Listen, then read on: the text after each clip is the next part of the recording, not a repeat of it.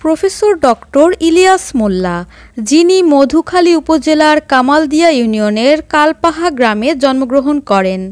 5 ভাই বোনের ভিতরে তিনি দ্বিতীয়। তিনি 3 পুত্র ও 1 কন্যা সন্তানের গর্বিত পিতা।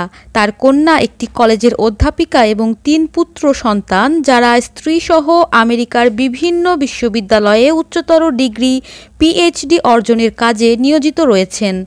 ডক্টর ইলিয়াস মোল্লা, যিনি 5ম ও 8ম শ্রেণীতে ট্যালেন্ট পুলে বৃত্তি লাভ করেন এবং এসএসসি ও এইচএসসিতে লেটার মার্কস সহ প্রথম বিভাগে উত্তীর্ণ হন। তিনি জাহাঙ্গীরনগর বিশ্ববিদ্যালয়ে ভর্তি পরীক্ষায় পদার্থবিজ্ঞানে প্রথম ও রসায়ন বিজ্ঞানে 5মতম স্থান লাভ করেন। তিনি স্নাতক অনার্স পরীক্ষায় প্রথম স্থান এবং এমএসসিতে প্রথম শ্রেণী লাভ করায় বিশ্ববিদ্যালয় কর্তৃপক্ষ থেকে তাকে 1981 সালে লেকচারার পদে নিয়োগ প্রদান করেন।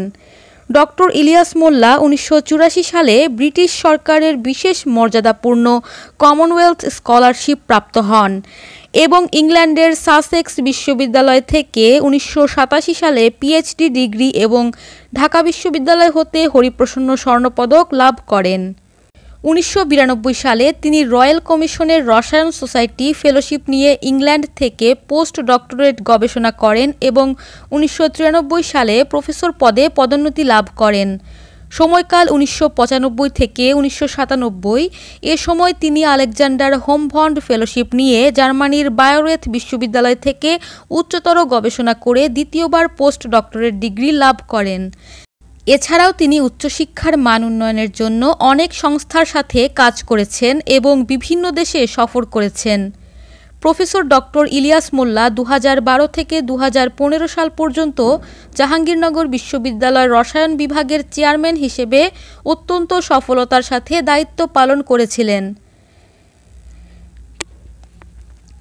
তার প্রায় 100 গবেষণা প্রবন্ধ বিশ্বের নামকরা জার্নালগুলোতে প্রকাশিত হয়েছে।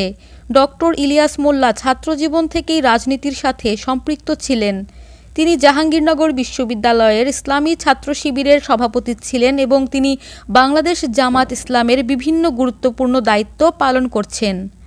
সৎ, যোগ্য, নির্ভীক শিক্ষাবিদ, সমাজসেবক, রাজনীতিবিদ ও দেশপ্রেমিক নাগরিক হিসেবে প্রফেসর ডক্টর ইলিয়াস মোল্লা চাঁদাবাজ, দুর্নীতি, জুলুম ও শোষণমুক্ত ন্যায় ও ইনসাফ ভিত্তিক মানবিক বাংলাদেশ গড়ার লক্ষ্যে ফরিদপুর 1 আসন তথা মধুখালী, বোয়ালমারী ও আলফাডাঙ্গা জনগণের বিশেষ করে শিক্ষার উপরে মান উন্নয়ন ও কৃষকের অধিকার প্রতিষ্ঠা আদায়ের লক্ষ্যে সর্বোচ্চ ভূমিকা পালন করে যাচ্ছেন।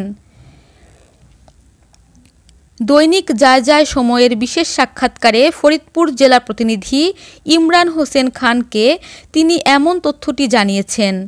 তিনি যায় যায় সময় পরিবারের উত্তরোত্তর সাফল্য কামনা করছেন।